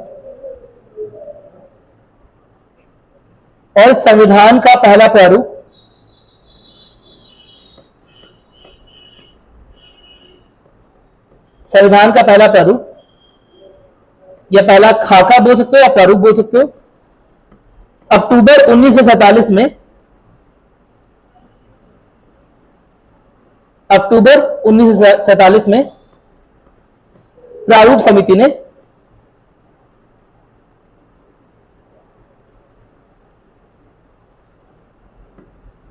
तैयार किया। ठीक है, कोई दिक्कत तो नहीं है ना। अब संविधान के स्रोतों के बारे में बात करेंगे। देखो, इसमें बहुत सारी कमेटीज थी, कमेटी वाला मैं आपको एक शीट दूंगा, उससे आपको रटना पड़ेगा, क्योंकि यहाँ पर मैं केवल फैक्ट पढ़ा दूं तो कोई मतलब नहीं है। फैक्ट आप खुद भी देख सकते हो, तथ्यों वाली चीज है कि कौन सी कमेटी के कौन से हेड थे। मेरा ज्यादा फोकस कॉन्सेप्ट पे रहता है कि आपको कॉन्सेप्ट आ जाए समझ में, ठीक है। लेकिन कुछ चीजों की बात करेंगे। सोर्सेज ऑफ इंडियन कॉन्स्टिट्यूशन, यानी कि भारत के संविधान के प्रमुख स्रोत क्या थे, ठीक है। प्रमुख स्रोत की बात इसलिए कर रहे हैं क्योंकि बहुत सारी जगह पर कुछ अलग अलग किताबों में कुछ एक जगह पर कुछ गड़बड़ियां दी गई। क्या मेरी बात क्लियर है? तो वो गड़बड़ियां यहां पर एक ही बार में सही हो जाए, और अगर कोई कंफ्यूजन आपके दिमाग में आए तो आप पूछ लो कि सरहान लक्ष्मीकांत डीडी बसु में ये तो ये लिखा है, लेकिन आप ये लिखवा रहे हो, तो मैं उसका रीजन आपको दे दूंगा कि यह बात मैंने क्यों बोली। क्या मेरी बात क्लियर है? नोट करना स्टार्ट करोगे? देखो, संविधान के स्रोत,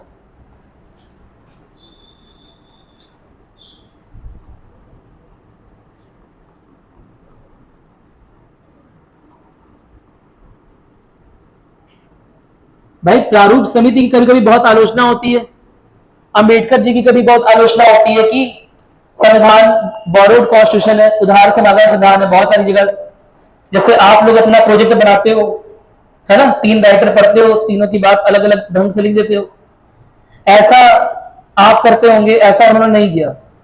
मेरी बात नहीं, एकदम प्रॉपर स्टडी करके कि भाई कोई अगर अच्छी चीज किसी और संविधान में है, अगर पहले से ही कोई अच्छी चीज किसी अन्य संविधान में है, तो उसे लेने में, उसे सीखने में, उससे अनुसरण करने में कोई समस्या नहीं होनी चाहिए। अगर अंग्रेजों ने कोई अच्छी बात बोल दिया है, गवर्नमेंट ऑफ इंडिया एक्ट में भी कुछ अगर अच्छी चीजें हैं, तो उसे वैसा उतार लेने में कोई दिक्कत, कोई समस्या नहीं होनी चाहिए। क्या मेरी बात क्लियर है? बल्कि या तो एक बहादुरी का काम है कि उन्हें यार पता होगा कि मैं जो कर रहा हूं ये, उसके बाद आलोचना भी हो सकती है मेरी, उसके बाद भी इन्होंने किया क्योंकि उन्होंने चीजें अच्छी पाई, है ना। और उस समय के जो भी तत्कालिक संविधान थे, उस समय के संविधान, उनमें से कईयों की स्टडी की, ठीक है, उसके बाद निष्कर्ष पर पहुंचे कि किसमें क्या अच्छा है, किसमें क्या बुराई है, कौन सी चीजें, कौन से प्रावधान भारत में लागू नहीं हो सकते, कौन से ऐसे प्रावधान है जो भारत में लागू हो सकते हैं लेकिन कुछ सुधार करने पड़ेंगे। क्या मेरी बात क्लियर है? तो यह पूरी स्टडी करने और विभिन्न स्रोतों की वजह से ही अपना संविधान इतना विस्तृत हो गया।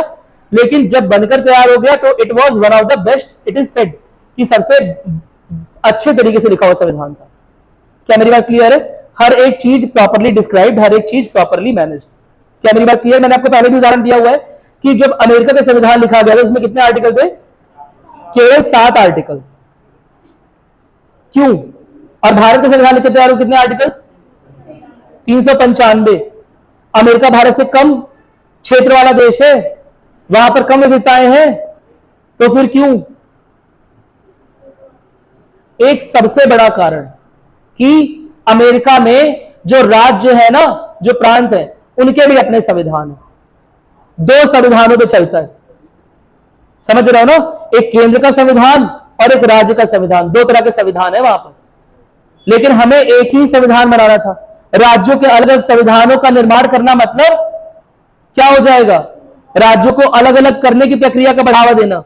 कल को हो सकता है वह राज्य पूरी तरह से अलग होकर अलग देश की मांग करने लगे, करते ही भारत में तो बहुत सारी मांग हुई। मेरी बात सुन रहे? तो इससे बचने के लिए हमने एक केंद्रीकृत सरकार की स्थापना की, साथ ही साथ एक केंद्रीकृत संविधान लिखा, भले ही वो बहुत बड़ा हो गया। क्या मेरी बात क्लियर है?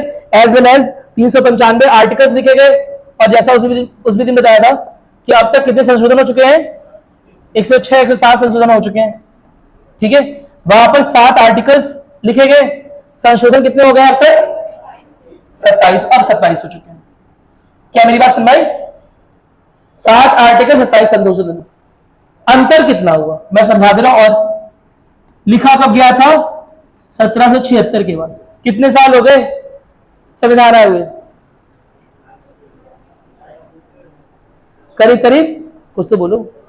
1776, सुनो ऐसे सुनो, 1776 से 1876 100 साल, 1876 से 1976 200 साल, 1976 से 2025-26 50 साल और, 250 साल हो गए, सीधे सीधे 250 साल। ये कितना, ये कब लिखा गया, लिख के तैयार हुआ 1949-50 मान लो, लास्ट 1949 के भी लास्ट में तो 1950 से कितने साल हुए बताओ, 50 भी 70, 5 75 76, 75 76 मान लो। ये 250 साल 7 आर्टिकल लिखे हुए थे, उनमें केवल 27 बदलाव हुआ है, समझ रहे हो। और इसमें 395 आर्टिकल, 395 अनुच्छेद, 70-75 सालों में कितने बदलाव, 106 बदलाव। क्या मेरी बात क्लियर है? क्यों? क्योंकि इसमें राज्यों के अलग संविधान, बहुत सारे राज्यों के अलग अलग संविधान, राज्यों की अलग न्यायपालिकाएं, समझ रहे हो ना मेरी बात। कैलिफोर्निया की न्यायपालिका और यानी कि वहां का सुप्रीम कोर्ट और फिलाडेल्फिया की सुप्रीम कोर्ट अलग अलग, मेरी बात समझ आई। अलग अलग राज्यों के अलग अलग सुप्रीम कोर्ट, उनका कोई एक सेंट्रलाइज सुप्रीम कोर्ट नहीं है, ठीक है, समझ में आ रहा है। और यहां पर एक सेंट्रलाइज, एक सेंटर की सुप्रीम कोर्ट, सेंटर की नहीं लेकिन एक ही सुप्रीम कोर्ट। क्या मेरी बात समझ में आ रही है? अरे बोलो, ठीक है। तो इस वजह से इनका संविधान जो है वो इतनी विस्तृत नहीं लिखा गया, राज्यों के अलग अलग प्रावधान थे, राज्यों के पास अलग अलग संविधान थे। क्या मेरी बात क्लियर है? हमारे यहां अलग अलग राज्यों के संविधान नहीं थे, हमारे यहां राज्य बंटने में ही टाइम लगे। जब भारत आजाद हुआ कितने राज्य थे, जब भारत आजाद हुआ उस समय भारत में कितने राज्य थे, 23, 14 राज्य। मेरी बात में 14 राज्य, 6 केंद्र प्रदेश, लगभग लगभग, समझ आओ ना। 1940 में तो नहीं, 1950 के दशक में 14 राज्य। आज की डेट में कितने राज्य हो गए, 28, 29 जितने भी हैं।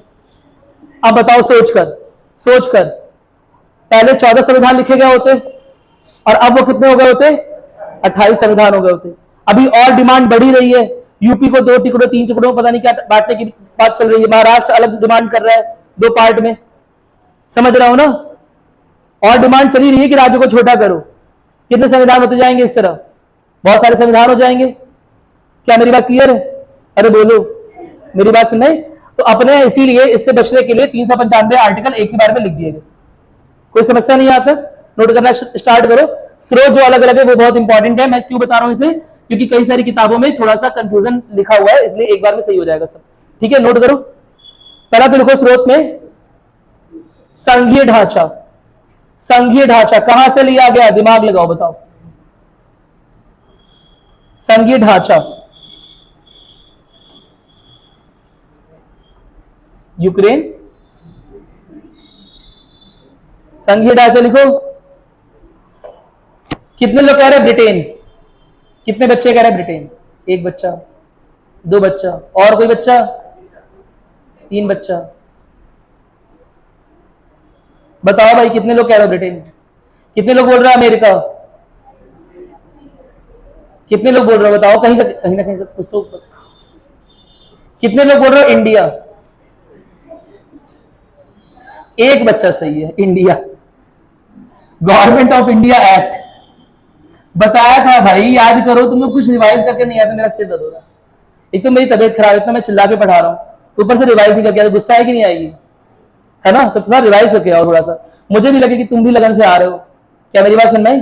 चलो, गवर्नमेंट ऑफ इंडिया एक्ट 1935, 1935, पहले से ही ऑल इंडिया फेडरेशन संघीय ढांचा, याद आ रहा है, ऑल इंडिया फेडरेशन संघीय ढांचा। नोट करो, संघीय ढांचा कहां जुड़ा है, गवर्नमेंट ऑफ इंडिया, भारत सरकार अधिनियम 1935। दूसरा बताओ, आपातकाल के प्रावधान।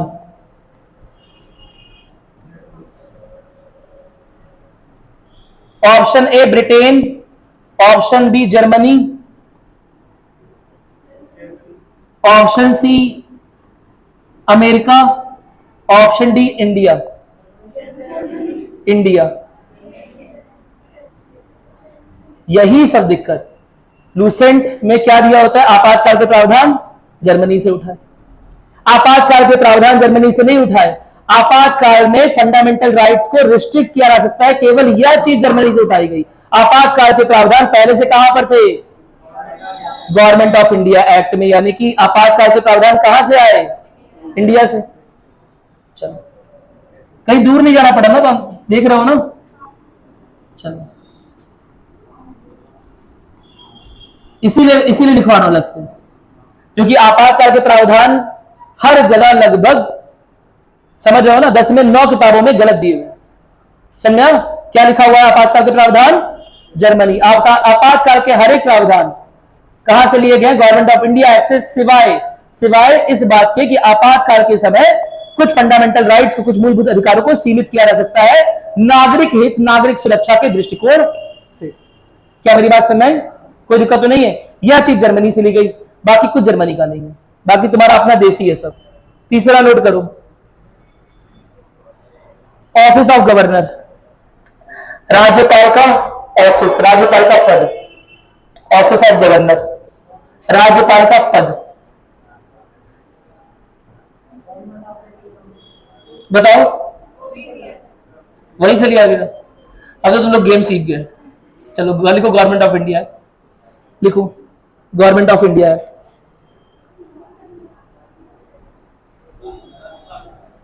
Government of India act 1935। अब आगे लिखोगे, अब ये चौथा इंपॉर्टेंट है, लिखो विधि निर्माण कानून।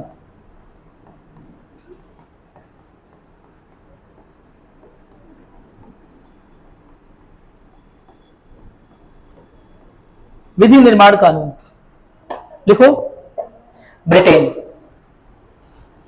कुछ हद तक ये भी गवर्नमेंट ऑफ इंडिया एक्ट 1935 से प्रेरित है, लेकिन पूरी तरह से विधि का निर्माण, यानी कि कैसे कैसे संसद में कोई चीज पारित होती है, कैसे कोई कानून बनता है, वह सब कहां से लिया गया है? ब्रिटेन से। तो लिखोगे विधि निर्माण कानून, ब्रिटेन। चलो और बताओ, एकल नागरिकता, एकल नागरिकता ब्रिटेन। नहीं, एकल नागरिकता ब्रिटेन इसलिए, गवर्नमेंट ऑफ इंडिया एक्ट इसलिए नहीं, क्योंकि गवर्नमेंट ऑफ इंडिया एक्ट किसी को इंडिया का निवासी नहीं बोल रहा था, ब्रिटेन का ही बोलता था। क्या मेरी बात क्लियर है? तो एकल नागरिकता का जो प्रावधान वो, और एक और बात है, एक और बात बहुत जरूरी, गवर्नमेंट ऑफ इंडिया एक्ट प्रांतों के अलग होने की बात करता था, कि वो जो देसी रियासतें हैं वो अलग है, ब्रिटिश प्रांत अलग। क्या मेरी बात क्लियर है? तो एकल नागरिकता की बात नहीं करता था, दोनों के सिटीजन अलग अलग है। यह बात पहली बार नोटिस में गई, पता है किसके? ऐसे बोस और नेहरू डिस्कशन कर रहे थे किसी बात पर। 1929 का पूर्ण स्वराज उन्होंने घोषणा कर दी थी, और बोस और नेहरू डिस्कशन कर रहे हैं कि यार हमने पूर्ण स्वराज की जो घोषणा कर दी है, लेकिन यार ये पूर्ण स्वराज की जो घोषणा है ये केवल ब्रिटिश प्रांतों के लिए, या पूर्ण स्वराज हम देसी रियासतों के लिए मांग कर रहे हैं? और अगर देसी रियासतों के लिए पूर्ण स्वराज की मांग कर रहे हैं, तो उसमें तो पहले से ही वो राजा स्थापित है, कैसे स्वराज की मांग कर रहे हैं? हमारे लक्ष्य नहीं क्लियर है, इसीलिए अंग्रेज कह रहे हैं बार बार कि हम, है ना, अपने में कंफ्यूज है। मेरी बात सुन नहीं भाई, देसी रियासतों के राजा कौन थे? देसी या विदेशी? देसी राजा थे ना। तो फिर वह क्षेत्र ऐसा था जो कि भारत के अधीन था भाई, एक तरह से भारतीय राजाओं के अधीन था। क्या मेरी बात समझ? तो जब पूर्ण स्वराज की बात कर रहे हैं तो क्या उसे इंक्लूड किया गया या उसे हटा दिया गया? और ये छोटे मोटे क्षेत्र नहीं थे, कितने क्षेत्र थे? कितना क्षेत्र था? कितने प्रतिशत? समझ जाओ ना, 35% मान लो, लगभग 35%, लगभग 35% क्षेत्र, एक तिहाई मान लो, एक तिहाई क्षेत्र किसके अंदर में थे? देसी राजा। तो जब पूर्ण स्वराज बोल रहे हो, किसके लिए बोल रहे हो? ब्रिटेन को भगाने की बात कर रहे हो, लेकिन एक तिहाई क्षेत्र तो अपने ही अंडर में, अपने राजाओं के अंडर में। उनके स्वराज की अगर डिमांड कर रहे हो तो उनके स्वराज का मतलब क्या है? उनके स्वराज का मतलब हो गया लोकतांत्रिक शासन, संसद के द्वारा अधिनियमित नियम, मेरी बात सुने, सार्वभौमिक वयस्क मताधिकार। क्या मेरी बात क्लियर है? नहीं समझा ये बात? ठीक है, लिखोगे एकल नागरिकता, समझ आया? एकल नागरिकता यानी कि सब समान हो गए।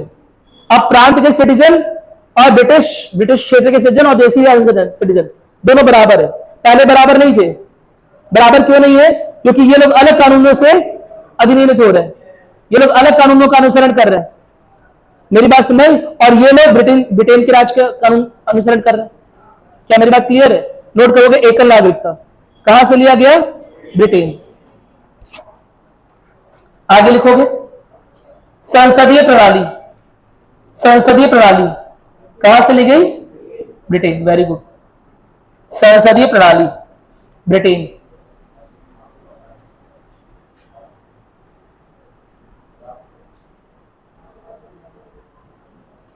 एक और लिख लो, कानून का शासन, विधि का शासन या कानून का शासन कहां से लिया गया?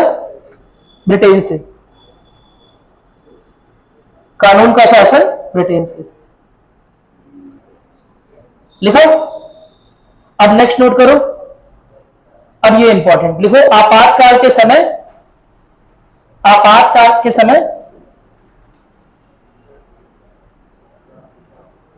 कुछ मौलिक अधिकारों का स्थगन, आपातकाल के समय कुछ मौलिक अधिकारों का स्थगन कहां से लिया गया? जर्मनी। समझ आ गया? आपातकाल के प्रावधान कहां से लिए गए थे? Government of India act. आपातकाल के समय कुछ मौलिक या मूलभूत अधिकारों का स्थगन कहां से लिया गया? जर्मनी। नोट कर लिया इतना? आगे नोट करोगे, राष्ट्रपति की चुनावी प्रक्रिया, राष्ट्रपति की चुनावी प्रक्रिया कहां से ली गई? आयरलैंड। राष्ट्रपति की चुनावी प्रक्रिया नोट करो, राष्ट्रपति की निर्वाचन प्रक्रिया, चुनावी प्रक्रिया, जो भी निर्वाचन प्रक्रिया, ठीक है, कहां से ली गई? आयरलैंड। दूसरा नोट करो, राज्य के नीति निदेशक तत्व, राज्य के नीति निदेशक तत्व आयरलैंड से। नोट करो,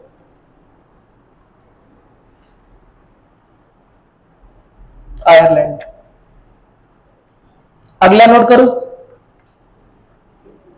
मौलिक अधिकार, ये तो पता होगा, मौलिक अधिकार कहां से लिए गए? अमेरिका, संयुक्त राज्य अमेरिका,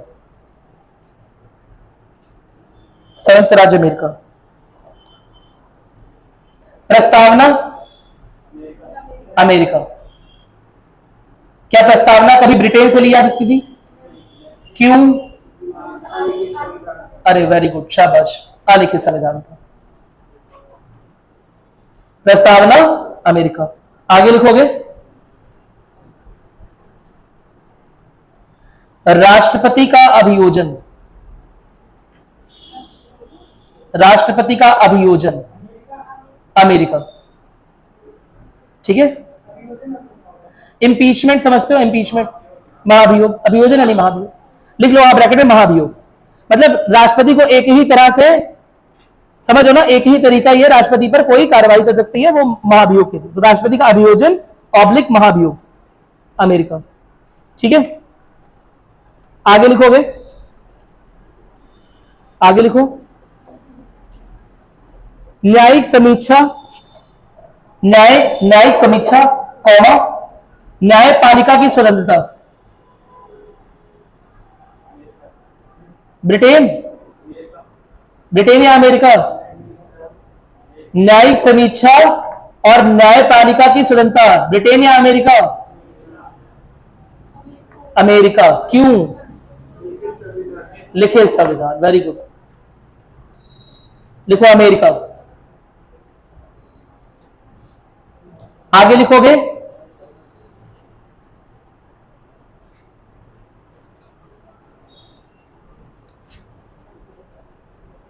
लिखो, राज्य के अध्यक्ष के रूप में राष्ट्रपति, राज्य के अध्यक्ष के रूप में राष्ट्रपति, राज्य के अध्यक्ष के रूप में राष्ट्रपति, ब्रैकेट में लिख लोगे, कार्यपालिका का सर्वोच्च अधिकारी, कार्यपालिका का सर्वोच्च अधिकारी कौन होता है? राष्ट्रपति, ठीक है। यह चीज कहां से ली गई? अमेरिका। कार्यपालिका का सर्वोच्च अधिकारी,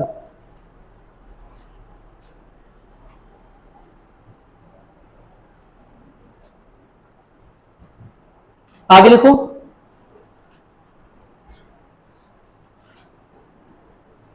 सशस्त्र, सशस्त्र, सशस्त्र सैन्य बल,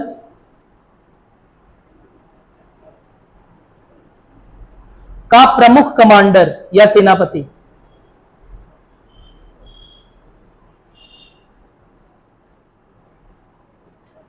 कौन होता है? राष्ट्रपति। यह कहां से लिया गया? अमेरिका। अमेरिका, नोट करो।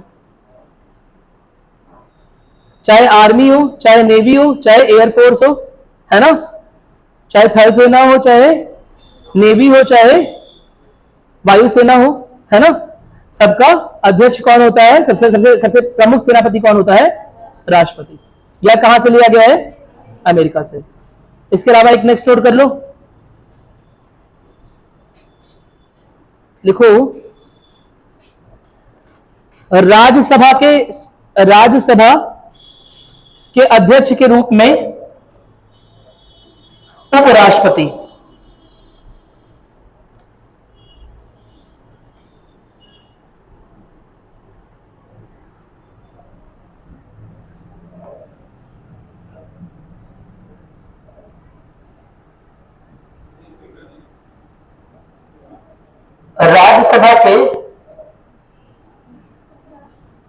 राज्यसभा के अध्यक्ष के रूप में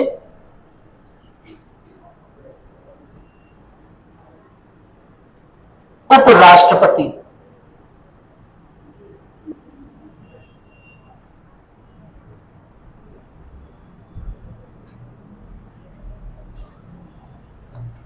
सीधे लिखा भारत। कहां से लिया गया है? Very good, America. क्यों अमेरिका से लिया गया दिखा। जैसे भारत में 2 सदन होते हैं ना, लोकसभा राज्यसभा, वैसे ही अमेरिका में 2 सदन होते हैं। एक होता है हाउस ऑफ रिप्रेजेंटेटिव्स, यानी कि प्रतिनिधि सदन,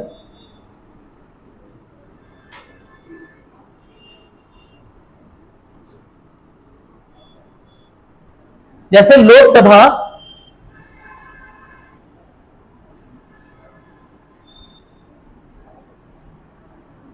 निम्न सदन होती है अपने यहां, वैसे प्रतिनिधि सदन होता है अमेरिका में, निम्न सदन, लोगों द्वारा चुना गया सीधे रूप में, ठीक है। और जिस तरह राज्यसभा उच्च सदन के रूप में कार्य करती है इंडिया में, वैसे ही वहां पर दूसरा सदन होता है सीनेट।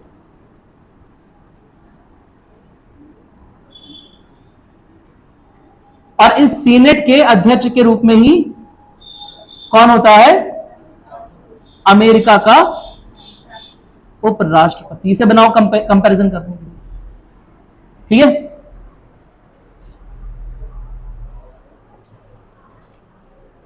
अच्छा, भारत में लोकसभा, राज्यसभा, राष्ट्रपति को मिला के क्या बोलते हैं? संसद। अमेरिका में संसद को क्या बोलते हैं? हाँ, कांग्रेस या बीजेपी है? कांग्रेस। अमेरिका के संसद का नाम ही है कांग्रेस। समझ में आया?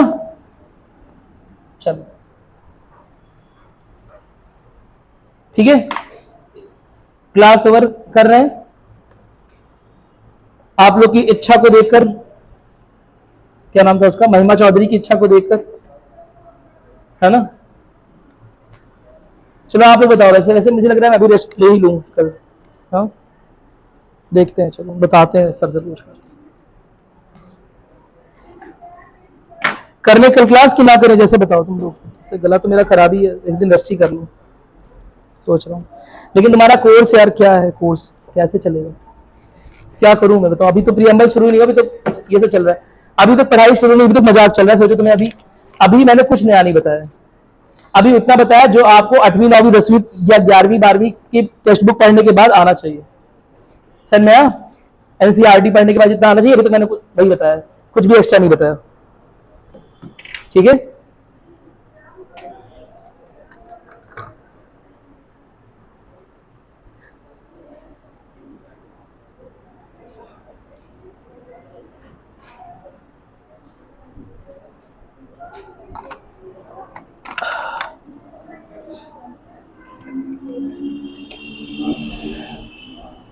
कोई डाउट किसी को हो तो मैं रुका हुआ पूछ सकते हो 10-15 मिनट।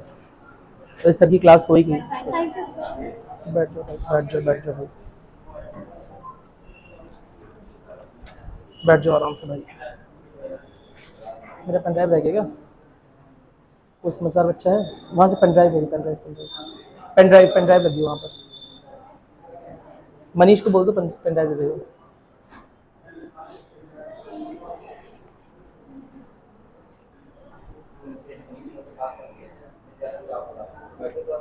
जाओ, चली जाओ, देखो मूवी, इनसे बात कर लो। भैया मैं तो अवसादग्रस्त हो जाऊंगा, हाँ? मैं तो अवसादग्रस्त हो जाऊंगा। क्या क्या है अपना? स्पीड से ही चलूंगा जैसा आप बताएं। स्पीड से ना चलिए, मतलब अपने मतलब अपनी हिसाब से वही पढ़ाइए। वही वही करो, अपनी स्पीड से चलूंगा, जो आ रहा है वो आ रहा है। जितना कवर हो जाएगा बस, जहाँ कह देंगे अभी आपकी क्लास पूरी बस खत्म, हमको कौन से यार। हाँ। नहीं होगा तो हम पीडीएफ जितना बना। पढ़ाए उतनी जिम्मेदारी ले लेंगे। हाँ सही बात है, धन्यवाद भैया। और उसके आगे भाई हम क्या जिम्मेदारी लेंगे, जब हम पढ़ाए नहीं तो हम उसकी जिम्मेदारी क्यों लेंगे। सही बात है। क्लास ही नहीं होगा तो में बस पीडीएफ वीडियो बना के दे दूंगा। आज मुझे पढ़ाना प्लेट टेक्टोनिक थ्योरी, हाँ, एक दिन में कैसे खत्म हो जाएगा बताइए। एक प्रियम्बल और मतलब संविधान की भूमिका के लिए एक दिन दिया हुआ है, मतलब 45-45 मिनट।